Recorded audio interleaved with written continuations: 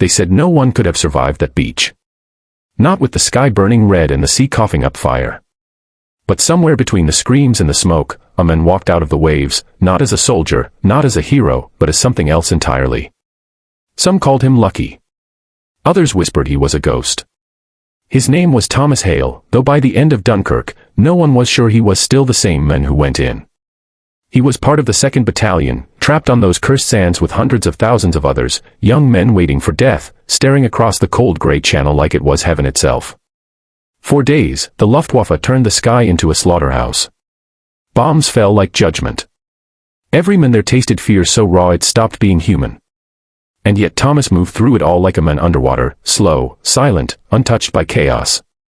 When his comrades screamed, he simply looked at the horizon. When others prayed, he just whispered, "Not yet." No one knew what he meant. On the 3rd night, a direct hit tore through the beach. His entire squad vanished. When the smoke cleared, Thomas was gone too. They marked him dead, another name swallowed by the sea. But 3 days later, a fisherman off the coast of Dover saw something strange. A lone figure in a torn uniform, barefoot, stumbling through the fog. His skin was pale, his eyes distant, as if he had seen the other side and found it disappointing. The fisherman swore he tried to speak to him, but the men just walked past, leaving wet footprints on the wooden dock that evaporated in seconds. That was the day the legend began. They called him the Ghost of Dunkirk. The soldier who returned from death. And yet, it wasn't just the miracle of his survival that haunted those who met him. It was how he spoke afterward, as if he'd been somewhere else entirely. When asked how he escaped, Thomas only said, "I didn't. I woke up where I wasn't supposed to." Doctors checked him. No wounds. No memory gaps. No rational explanation. But his eyes were not the same. They held that distant, hollow calm of someone who had looked at eternity and walked away. War changes men. But this was something different. He no longer feared death. He no longer desired life. He existed somewhere in between, like a soul stuck between tides. When soldiers who fought beside him heard of his return, some refused to believe it. "He died," one said. "I saw the explosion. He was gone." Another claimed that the night Thomas disappeared, he heard someone whisper his name in the smoke, a voice that wasn't human. The stories grew. Each one darker than the last. Some said he was pulled from the wreckage by a German medic who later vanished. Others said he drowned and the sea gave him back. But Thomas himself never tried to explain. He just stared at the sea whenever he could, as if waiting for something to come back for him. And the strangest part? He never slept again. Every night, his eyes stayed open. Watching. Listening. As if he was afraid that if he closed them, he might wake up where he truly belonged. When Thomas Hale returned home, England was still half in ruins, blackout curtains, ration books, and the constant hum of a war that refused to end. But for his family, it was a miracle. A telegram had already told them he was dead. They'd mourned him, buried an empty box, and moved on. So when he appeared at their doorstep, silent and thin as a shadow, his mother fainted. His father simply said, "That's not my boy." He looked the same, but there was something off, something the human mind couldn't quite hold. His skin was cold even under sunlight. His voice carried no emotion, just flat words that drifted out like echoes. And his eyes, they didn't blink enough. Neighbors whispered. Children ran when he walked by. They said he smelled like saltwater and ash, that dogs wouldn't go near him. At first, Thomas tried to live as before. He wore his old uniform. He sat in silence at the dinner table, staring at nothing. He even tried to work at the docks again. But every time he heard the sound of waves hitting the shore, his hands began to shake, not from fear, but from something deeper. Something that called him back. One night, his sister woke up to find him standing outside, barefoot in the rain, staring toward the sea. When she asked what he was doing, he said softly, "It's calling." "What is?" she whispered. He didn't turn around. "The place that let me go." She never forgot that sentence. From that night, strange things began to happen. The clocks in the house stopped at 3:17 every morning, the exact minute Thomas had been declared dead on the battlefield. His mother said she could hear footsteps pacing in the attic, even when Thomas was gone. And sometimes, when they looked at him, they swore his lips moved even when he wasn't speaking. He was being pulled somewhere, not by duty, but by memory. By something that wasn't supposed to exist in the world of the living. One evening, a local priest came to see him. Word had spread about the soldier who returned from death. The priest, old and trembling, tried to bless him, to offer prayer. But halfway through, the candle between them blew out. Thomas smiled, faintly, sadly. "You can't bless what's already been claimed," he said. After that, the priest never spoke his name again. Thomas began writing things in a small notebook, strange phrases, coordinates, fragments of dreams. Pages filled with circles, lines, and the same two words over and over again, "not yet." When his father found the notebook, he tried to burn it. But the pages wouldn't catch fire. They just blackened around the edges, refusing to turn to ash. By 1941, Thomas stopped speaking altogether. He would sit by the window for hours, tracing his finger across the condensation, drawing what looked like shorelines, ships, and waves. Once, his sister asked if he remembered Dunkirk. He turned to her, his expression calm. "Remember? I never left." That night, she saw him in her dreams, standing on the beach under a burning sky, surrounded by shadows of men walking into the sea. He looked back at her and whispered, "They're still there." When she woke up, the window was open, the sea breeze inside the room smelled of salt, and Thomas was gone. By dawn, the village had already started talking. Some said they saw him walking down the coast road, toward the horizon. Others swore they saw footprints leading straight into the water, but none coming back. And yet, every few weeks after that, someone would claim to see him. A figure in a tattered uniform, staring out to sea. Silent. Still. As if waiting. By 1942, Thomas Hale had become a quiet legend among soldiers and spies, whispered about in the barracks, dismissed in official reports, yet never fully denied. Men swore they'd seen him along the southern coast, on foggy docks, at train stations, even on roads near Dover. Always alone. Always silent. Some said he wore no shoes. Others said his uniform was still damp, as if he'd just walked out of the sea again. The stories reached the War Office, where men in dark suits decided to investigate. Not because they believed in ghosts, but because nothing frightened them more than what they couldn't explain. A man named Colonel Richard Sloan was assigned the case. A former intelligence officer, meticulous and cold, the kind of man who never wasted a breath on superstition. He reviewed every report, every witness statement, every military record on Thomas Hale. The death certificate was clear. Time of death, 3:17 a.m., May 28, 1940. Cause, direct impact from German shell fire. Body, unrecovered. Yet, Sloan found something strange. The medical report from Thomas's supposed return listed his body temperature at 27 degrees Celsius. The doctor had written a single note at the bottom, "Patient displays no pulse irregularities." Yet the heartbeat is abnormally slow, as if hibernating. Sloan wanted to dismiss it as field error. But then he met the family. Thomas's mother was frail, hollow-eyed. His sister refused to speak. When Sloan asked about the last time they'd seen him, she whispered, "He didn't walk away. He dissolved." The colonel frowned. Dissolved. She nodded. Like fog in the wind. Sloan left the house that night with an unease he couldn't explain. But his instincts told him something about Dunkirk was wrong, something no one had ever written down. He went back through the official reports from the evacuation, over 300,000 men rescued, thousands lost, and dozens of unidentified anomalies, soldiers found unconscious in the water with no visible wounds, ships reporting strange radio interference, men hearing whispers through static. And one incident in particular stood out. A naval transmission, logged at 3:17 a.m., May 28, the exact minute Thomas Hale was declared dead. The message was short, broken, and never decoded. It simply read, "The tide is taking them back." Sloan couldn't shake the feeling that Thomas's survival wasn't a miracle. It was an exchange. 2 weeks later, he located a fisherman who claimed to have seen Hale after Dunkirk, the same man from Dover. The fisherman swore that when he tried to speak to him, the air around him grew cold, and for a moment, the sea went completely still. He wasn't walking on the dock, the men said, trembling. He was walking above it. Sloan didn't believe him, not really. But that night, while going through reports at his desk, he found something even stranger. A new photograph. A reconnaissance image taken near the coast, the background showed a lone soldier staring at the sea. When the photo was developed, technicians noticed a faint double exposure effect. Behind the men stood another outline, perfectly overlapping but facing the opposite direction. As if the same person was caught twice, once living, once dead. When Sloan enhanced the image, he dropped his cigarette. The second figure had no face. After that, the investigation quietly stopped. Officially, the file was marked, "Case closed, identity misreported." Unofficially, the folder was sealed and stored under classified anomalies. But Sloan didn't forget.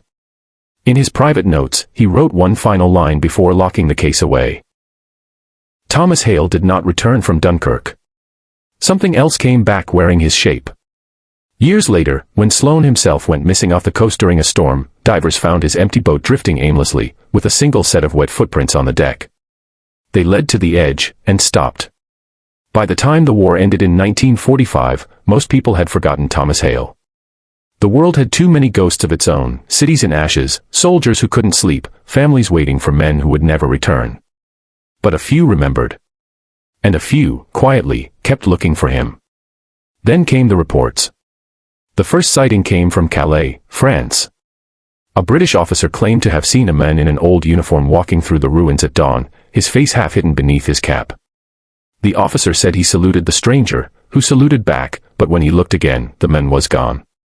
A week later, a sailor in Belgium described the same figure, standing on a pier and staring out to sea. The description was precise down to the torn insignia on his sleeve, the 2nd Battalion emblem of Thomas Hale. And then came the photograph. A war correspondent stationed in Normandy took a shot of the beach at sunset, a haunting image of emptiness and recovery. But when the photo was developed, there, in the background, was a faint silhouette of a man watching the horizon. His features blurred, but his stance unmistakable. Someone compared the image to Thomas's military file. It was identical. Same height, same posture, same damaged sleeve. Except this photo was taken 5 years after Dunkirk. And the man hadn't aged a day. By 1951, stories of the ghost of Dunkirk had become a kind of post-war myth, the soldier who could not die, who appeared wherever the sea met the land, a silent reminder of something unresolved. Veterans whispered about him in pubs after too much whiskey. Some said he was a spirit searching for his body. Others believed he was death itself, walking among the living, waiting to collect what he had missed. But there was one witness whose account chilled even the skeptics. A nurse named Margaret Lyle, who had served at a military hospital during the evacuation, wrote a letter before her death. In it, she described treating a man who looked exactly like Thomas Hale, pale, cold-skinned, eyes like empty glass. He had no identification, refused food, and never slept. When she asked where he came from, he said, "Dunkirk." She laughed, thinking he meant the evacuation. But he looked at her and whispered, "No. The other Dunkirk." When she returned to his bed the next morning, it was empty. The sheets were dry, but the floor beneath was wet, saltwater wet. Years later, in 1962, a photograph taken in Hamburg during the floods showed an eerily familiar figure helping civilians out of the water. In the chaos, someone recognized the uniform sleeve. British. 2nd Battalion. But there was no British soldier stationed there. The image was analyzed by the military archives decades later. One expert quietly noted that the man's face was identical to Thomas Hale's official portrait, unchanged, even after 20 years. But perhaps the strangest report came from Spain. A retired sailor claimed he saw a man standing on a cliff overlooking the ocean, reciting names, hundreds of them, quietly, as if in prayer. When asked who he was, the man said, "A messenger." The sailor asked, "For who?" He answered, "For those who never came back." And then, according to the sailor's sworn statement, he walked straight into the sea and disappeared beneath the waves. By the 1970s, the name Thomas Hale appeared again, not in newspapers, but in secret intelligence correspondence. MI5 had intercepted coded transmissions referencing an anomaly from Dunkirk. The attached image was grainy, taken from a dock security camera. But even blurred, the outline was unmistakable. The ghost had returned. Still young. Still unaged. Still watching the sea. No one ever proved it was him. But those who looked too long at the photo claimed the water behind him looked wrong, too dark, too deep, almost as if something beneath was waiting. And in the reflection on the surface, there wasn't one figure. There were hundreds. In 1978, decades after the war, the British Ministry of Defence reopened a small, forgotten file labelled Operation Echo. It was connected to the classified Dunkirk anomalies. The same file where Colonel Sloan had written his final words before disappearing. The man tasked with reviewing it was Dr. Adrian Kellen, a former naval intelligence officer turned historian. He specialized in what he called psychological echoes, the idea that places soaked in trauma can trap pieces of memory, like sound bouncing endlessly off walls.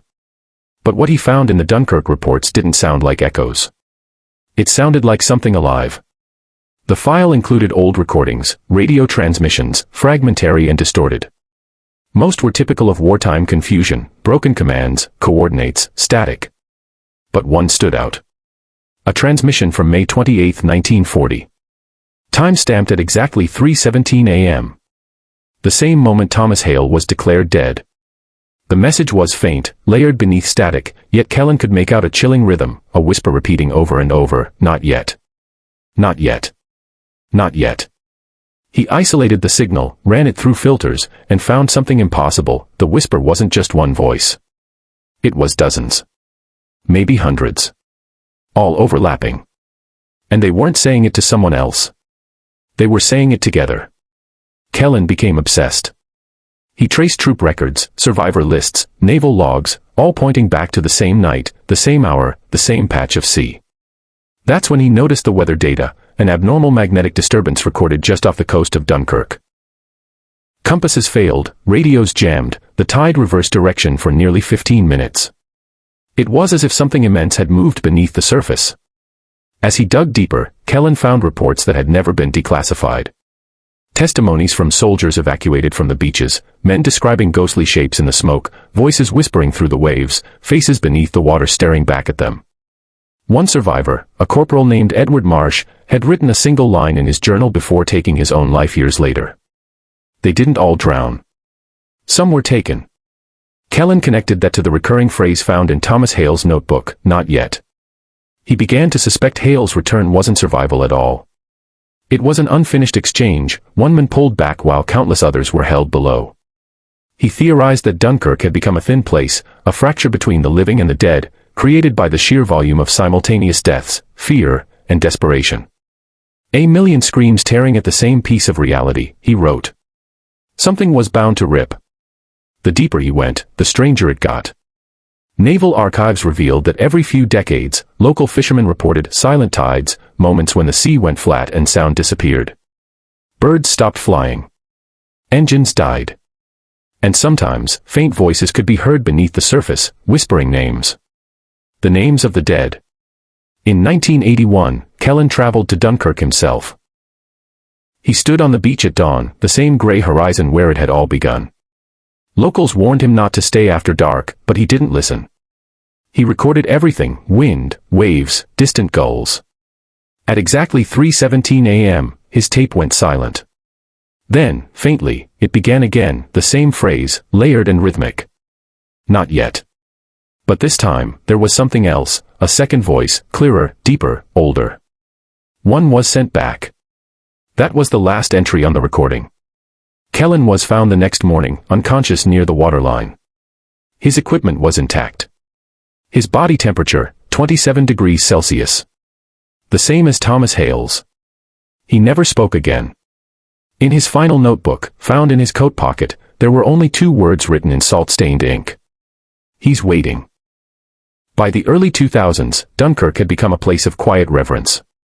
Tourists came for history, not hauntings.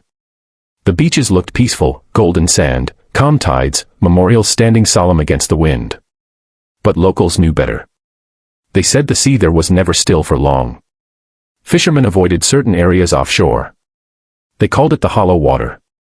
Nets came up torn, compasses spun uselessly, and once in a while, they'd haul in something worse than fish, rusted dog tags, shredded uniforms, bones that looked too clean to be 70 years old.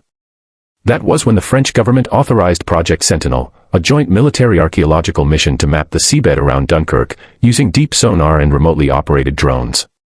The goal was to locate shipwrecks, recover artifacts, and finally close the lingering mysteries of the evacuation. It didn't go as planned. On the second dive, the sonar detected a strange depression on the ocean floor, an oval shape nearly half a kilometer wide, perfectly smooth, like something had pressed down from above. Inside that void, no marine life appeared. No coral, no current, no sound. Just silence. Divers described it as a vacuum in water. At the center of the depression, they found something that made no sense, an object half buried in silt, a metal canteen stamped with the name Thomas Hale. It should have corroded decades ago, but it was spotless, as if it had never touched salt or time. Lead diver Jacques Moreau logged the find, sealed it in a container, and returned to the surface. But once aboard, he complained of dizziness, nausea, and a low humming in his ears. Later that night, his crewmates found him standing barefoot at the edge of the ship, staring down into the black water. When they called his name, he turned slowly and said, "They're still marching." Then he jumped. His body was never found. The footage from the dive was reviewed frame by naval analysts. At the moment they uncovered the canteen, the camera picked up faint movement, not fish, not debris. Dozens of pale shapes drifting upward from the seabed, human-sized, faceless, dissolving into the darkness. The feed cut out seconds later. Project Sentinel was quietly shut down within the month. The official statement cited hazardous conditions and technical malfunctions. But the lead scientist, Dr. Elena Moretti, leaked her private log before disappearing from public view. Her notes described sonar anomalies matching human silhouettes standing upright on the ocean floor. She wrote, "They don't float. They stand. As if waiting for something." Months later, a security technician reviewing thermal imaging from the research vessel noticed something else, a figure standing near the port rail at night, long after the crew had gone below deck. The outline was sharp, the temperature unnaturally low. When he enhanced the image, he froze. The figure was wearing a World War II uniform. Barefoot. Motionless. A British patch on the sleeve, the 2nd Battalion. And in the reflection on the metal hull, there were many others behind him, standing just at the edge of the water. After that, all data from Project Sentinel was seized by the Ministry of Defense. Access to the Dunkirk seabed was restricted. The area of the anomaly was declared a no-dive zone. But whispers continued. Sailors crossing the channel reported seeing lights beneath the surface at night, not mechanical, not bioluminescent, but rhythmic, pulsing like the slow beat of a heart. Sometimes, when fog settled thick over the water, they said they heard the faint echo of marching boots coming from below. And every now and then, when the tide retreated far enough, people claimed to see footprints in the wet sand, leading into the sea, never coming out. Always barefoot. Always alone. And once, a tourist taking a sunrise photo caught something no one could explain. A man standing at the edge of the tide, wearing an old uniform, staring toward the horizon. When investigators enhanced the image, they saw the name on the tag around his neck. Thomas Hale. Still young. Still watching. Still waiting for the tide that never went out. In 2012, a British documentarian named Daniel Reeves began researching what he thought was an ordinary war story, the unsolved mysteries of Dunkirk. He wasn't looking for ghosts. He wanted history, interviews, wreckage, truth. But the deeper he went, the less human the truth became. It started with whispers from retired Navy men, divers, and intelligence clerks, all mentioning a name that hadn't appeared in public for 70 years, Thomas Hale. Reeves thought it was coincidence. Until he saw the photograph. It was sent to him anonymously, a digital scan of a classified file labeled Operation Echo. The image showed the beach at dawn, 1940. But behind the soldiers, faintly visible in the smoke, was a silhouette walking in the opposite direction, toward the sea. The signature on the bottom corner was that of Colonel Sloan. The man who vanished in 1942. Reeves's curiosity turned to obsession. He began traveling, interviewing locals, fishermen, and surviving relatives. Most refused to talk on record. Those who did, spoke in whispers, as if the air itself might be listening. One old diver in Calais told him, "You're not filming history, son. You're filming something that still remembers." Reeves laughed it off at first. But during a shoot at Dunkirk, strange things began happening to his crew. Equipment failed. Audio recorded voices that weren't theirs. One sound engineer captured a deep rhythmic thump beneath the waves, a pattern like slow, synchronized footsteps. When they played it back in the studio, one of the crew recognized something faint in the background. A whisper. "Not yet." Reeves became pale. That phrase kept appearing. In soldiers' journals, in radio archives, even carved faintly into the wooden docks near the harbor. He managed to obtain fragments from the Project Sentinel archive, the deep-sea exploration from 2000 that had been shut down. In one frame of recovered footage, there was a man standing near the camera feed just before it cut to black. The image was blurry but unmistakable, same posture, same torn sleeve, same unblinking eyes. Reeves compared it to an old portrait of Thomas Hale. The match was perfect. That was the moment he stopped treating the story as history and started treating it like a haunting. He began interviewing descendants of Dunkirk veterans, and discovered something more unsettling than any ghost. Several families reported their sons having recurring dreams of walking into the sea. Some even spoke words they didn't understand in their sleep. The tide is taking them back. Reeves documented everything: video logs, interviews, late-night recordings. But around the 8th month of filming, things took a darker turn. One night, he received an email with no sender ID. It contained only a GPS coordinate and a message. He's waiting. The coordinates pointed to a stretch of the French coast, the same area where Project Sentinel's divers vanished. Despite warnings from his team, Reeves went alone. He arrived before dawn. Set up his camera on the shore. The sea was unnaturally calm. At 3:17 a.m., the camera feed glitched. For a fraction of a second, something appeared on the screen, a figure standing ankle-deep in the water. Uniform. Barefoot. Motionless. Then, the figure turned toward the lens. The final frame before static showed Thomas Hale's face. Cold. Empty. Watching. The camera was recovered hours later by local police. Reeves was not. When investigators analyzed the footage, they found something beneath the static, a whispering chorus, dozens of voices layered into the white noise, saying the same phrase over and over. One was sent back. The rest are coming. The footage was never aired. The documentary was never released. And somewhere, in the ministry's archive, the file Operation Echo gained one final entry. Subject: Daniel Reeves. Status: missing. Presumed drowned. Notes: body unrecovered. Investigation closed. But months later, a tourist walking the shore near Dover took a photo of the sea at sunrise. In the distance, a man was standing knee-deep in the water, facing away, motionless. Zooming in, the tourist noticed something on the man's sleeve, a modern camera strap. After Daniel Reeves vanished, his unfinished documentary was quietly shelved. The footage, the interviews, the recovered tapes, all confiscated under national security grounds. But in the digital world, nothing truly disappears. A year later, fragments of Reeves's work began leaking online. First it was a 12-second clip, uploaded anonymously to a forgotten video-sharing forum. It showed the same dark shoreline. No sound. No motion. Just waves and static. Until, in the last 2 seconds, a faint voice whispered, "Still here." The clip spread like wildfire, before vanishing overnight. Every re-upload was corrupted within hours. Users reported their computers freezing, their microphones activating on their own, and a soft tapping sound coming through their headphones, like footsteps through shallow water. The rumor grew that Reeves had never died. That his camera hadn't just recorded Thomas Hale, it had connected to him. Some believed Hale's ghost had adapted. No longer tied to the sand or sea, but now to the signal itself. Engineers studying the leaked audio noticed something unnatural: the static wasn't random. It repeated every 40.3 seconds, a perfect pattern, like a distress beacon. When decoded using military encryption formats from 1940, the signal spelled a message. "I am still walking." That phrase appeared again in unexpected places, buried in metadata of random videos, glitching through live news feeds, even hidden in sonar readings from fishing boats off Dunkirk's coast. A modern haunting, not through flesh, but through frequency. Then came the live stream. It was April 2020. Thousands of viewers tuned into a paranormal channel broadcasting a midnight exploration of Dunkirk's beach. The host joked about finding the ghost soldier. Half an hour into the stream, his camera began distorting. The chat exploded with messages. "Someone's behind you, look at the water, there's a man walking." The host turned his flashlight toward the shore.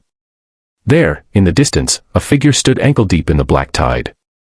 The same silhouette, the same posture, still as death. The host called out.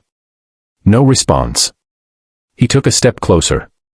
The camera trembled, the sound warped, the entire feed began pulsing with static. Then a voice, deep, layered, mechanical, came through the speakers.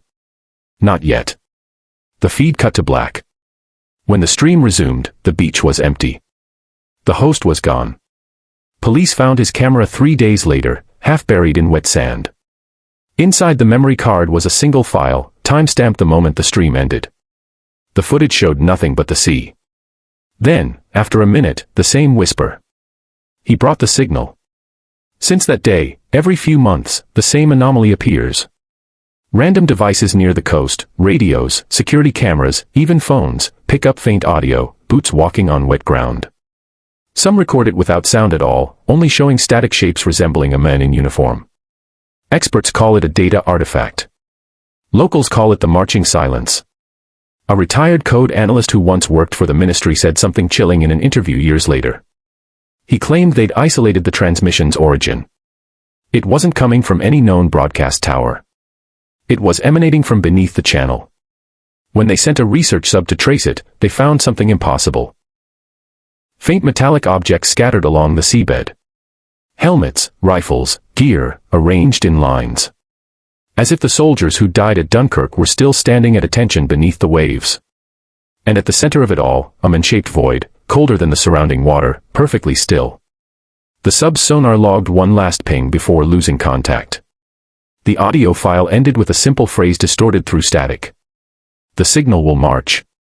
Weeks later, the research team disbanded without explanation. But tech enthusiasts online began noticing strange coincidences, devices glitching at 3:17 a.m., the exact time Reeves's camera last recorded movement. People began posting screenshots of corrupted frames, shadowy figures appearing in webcam reflections, standing ankle-deep in invisible water. No one could explain it. But those who analyzed the digital distortion found one constant, a faint outline on the figure's shoulder. A soldier's patch. British Expeditionary Force. Dunkirk, 1940.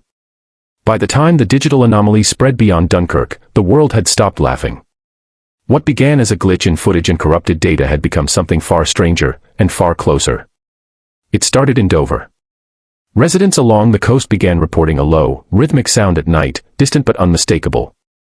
The steady pace of boots moving through shallow water. Each step exactly 2 seconds apart.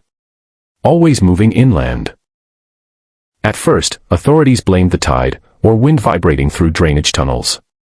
But then, the sound appeared miles from the coast, in forests, underpasses, even apartment basements. People described hearing it as if the ground itself remembered walking. Soon after, came the echo. Children began waking from nightmares, their bedsheets soaked with seawater. They said they dreamed of a man standing in the surf, eyes hollow, whispering a single phrase. March.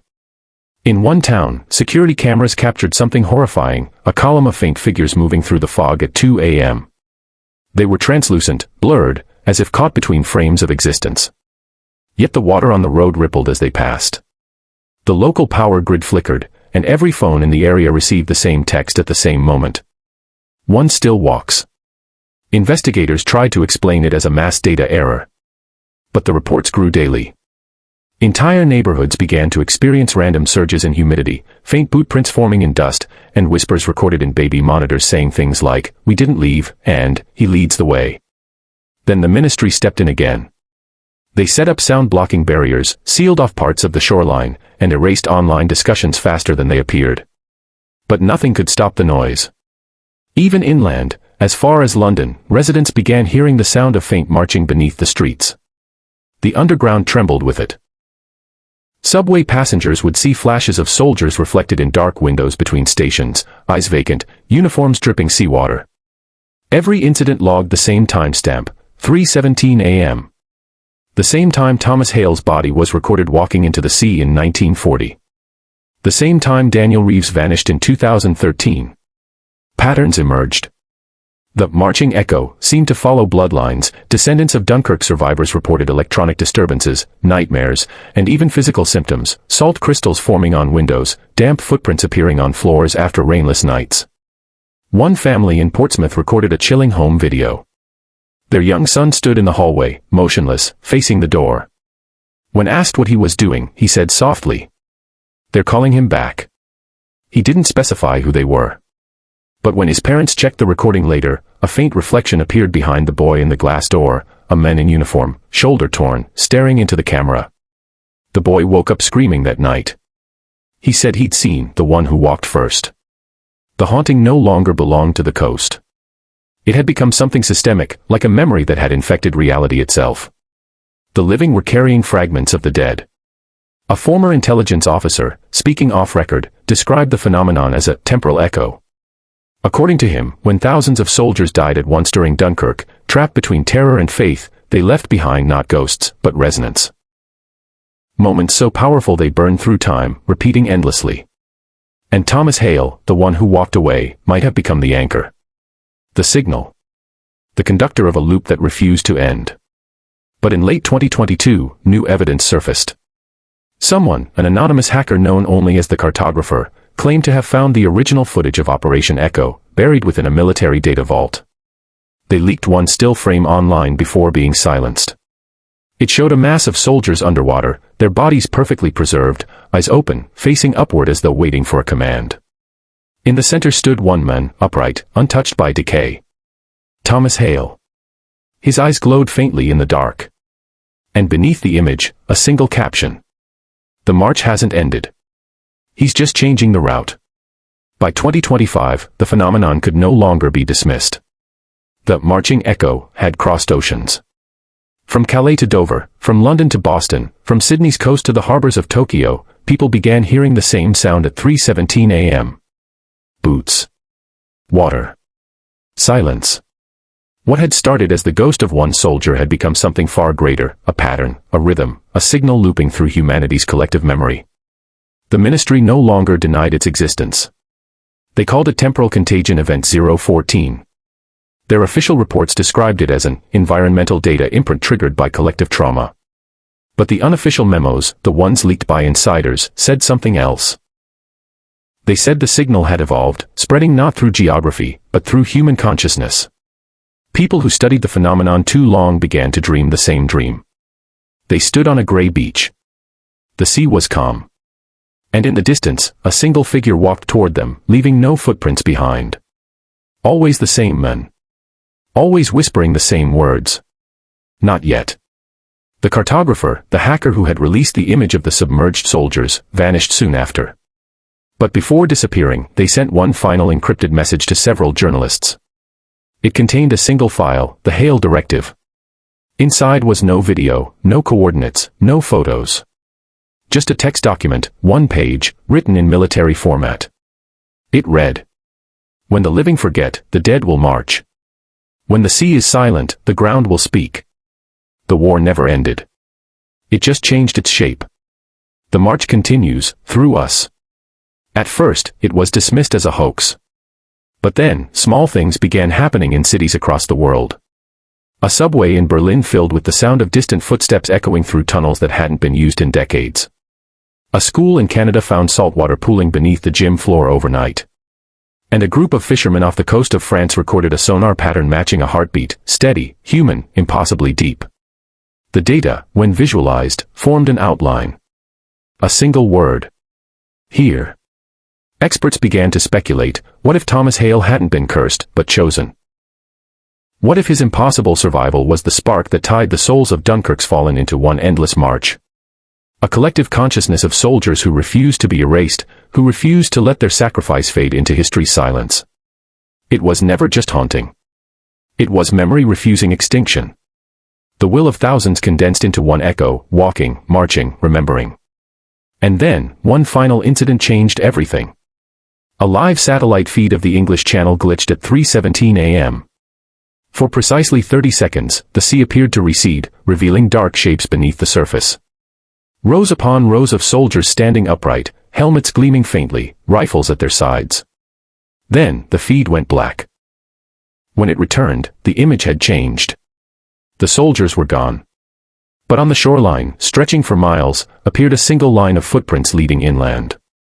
Experts tried to explain it as visual interference. But those who lived near the coast swore they could hear it that night, the slow, heavy rhythm of thousands of men walking through the dark. And somewhere in that rhythm, a single voice rose above the rest, calm, steady, commanding. We are home. The next morning, the ocean was silent. No static. No marching. Only stillness. But for those who had followed the story since the beginning, those who remembered the name Thomas Hale, that silence wasn't peace. It was a pause. A breath before the next step. Because legends don't die. They wait. And somewhere, beneath the surface of the sea or within the static of a signal, the man who returned from death is still walking. The last soldier of Dunkirk. The ghost who refused to rest. Thomas Hale. And every night, at 3:17 a.m., when the air grows cold and the world holds its breath, the ground hums with a sound too faint to record. The sound of boots, marching home.